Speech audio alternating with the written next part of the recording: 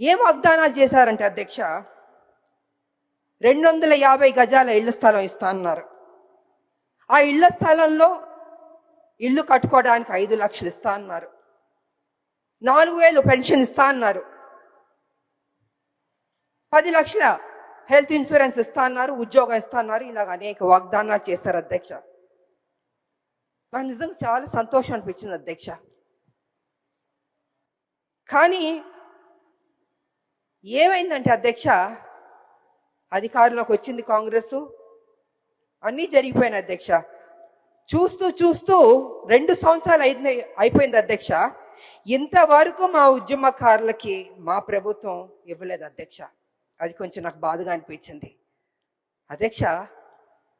ఎన్నో స్కీములు మనం అనౌన్స్ చేస్తున్నాం, పెడుతున్నాం.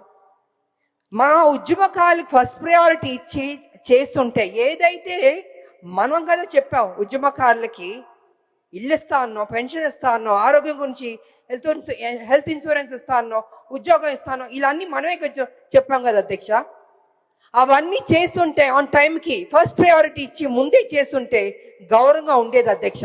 ఇవాళ పరిస్థితి ఏమైందంటే అధ్యక్ష, ఉద్యమకారులు అడుగుతున్నారు, అయ్యా మీరు కదా మాకు ప్రామిస్ చేశారు, ఏమైంది అని వాళ్ళు చాలా గౌరవంగా మర్యాదగా ప్లీజింగ్గా అడిగారు అధ్యక్ష.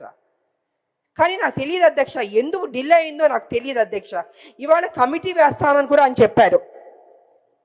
నా ఉద్దేశంలో అయితే అధ్యక్ష, కమిటీ అన్నది కొంచెం డిలే అవుతుంది అధ్యక్ష.